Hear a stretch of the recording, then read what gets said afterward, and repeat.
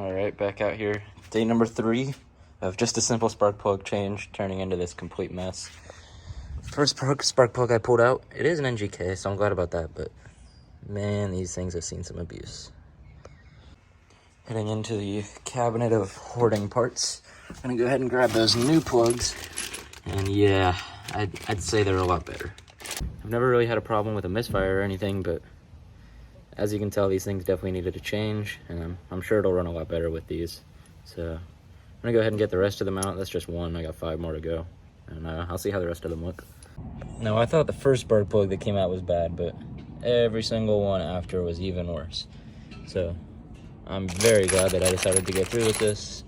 I'm gonna go ahead and get these in right now, and once I go to work today in about an hour or so, I'm gonna get the rest of the parts, all the gaskets, finish this up, and I should be getting most of it back together tonight. Just got all these shelves from my work. You could say I'm a parts hoarder, so I definitely need the storage around the shop. Those would be good to have. Installing valve cover gaskets into the new valve cover and installing it onto the car. And let's see how this goes. Got the new gasket into this valve cover. I need to clean it up a little bit. I didn't notice until I got it in the light. And I'm gonna go ahead and put some gasket sealer in the corners here, just common leaking spots, just to make sure it's good. You can see the previous owner left some that I'll have to go ahead and get off. And clean out everything in here, splash a little bit of oil on the cams, just make sure everything's nice and clean and lubricated. And I'll go ahead and toss those back on and transfer the coil packs from the old valve cover.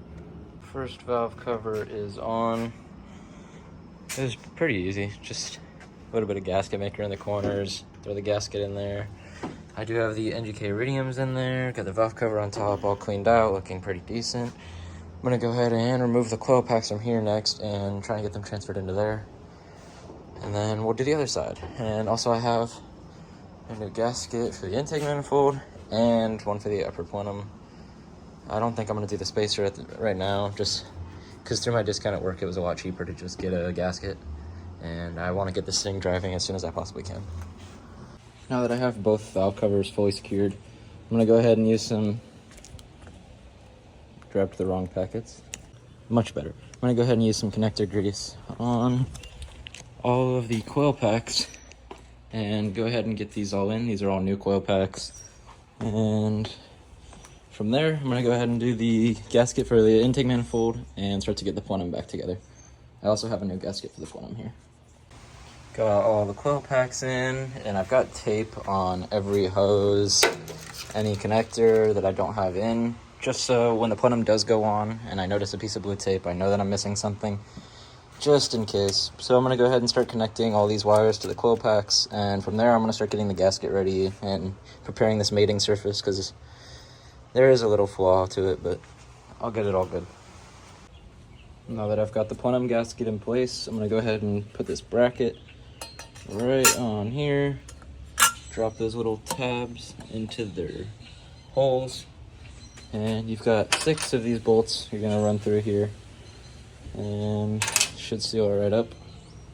I'm back a couple hours later after work. Got this plate in to secure down the gasket, and now I'm going to go ahead and start prepping this to paint the upper plenum. Actually, I got an aluminum colored an engine enamel just to polish it up, keep it looking a little better. I got the plenum lightly sanded, masked off everything, throttle body, any connections, and all the bolt holes on the back side, just so nothing gets in. And I'm going to go ahead and hit it with a couple coats of engine enamel. So far, 3 coats of enamel. And I'm going to do one more final thicker coat just to finish it off and let it dry, and then we'll put it back out on the car. For anyone wondering what paint to use, I just recommend any high temp enamel. As you can see, this one can withstand heat up to 500 degrees. I got this one at my work, which is O'Reilly Auto Parts, for about 10 bucks. Paint all finished, looking absolutely amazing. I love the way this turned out. I got every bolt in, torqued down to spec and in order. I started to get the hoses on, forgot to start recording, so I'm gonna go ahead and finish up the last couple pieces. I got 2 more hoses back here, a connector, and that's about it. And then I'm gonna go ahead and run it and see if all the gaskets, spark plugs, valve covers, and coil packs worked out. Got everything finished. Now this is where we give it a start, and fingers crossed that nothing absolutely explodes, but hopefully I'm not that dumb, and I think I know what I'm doing here, so if everything worked out, this thing should start just fine and run even better than it did before, so let's go ahead and give it a try.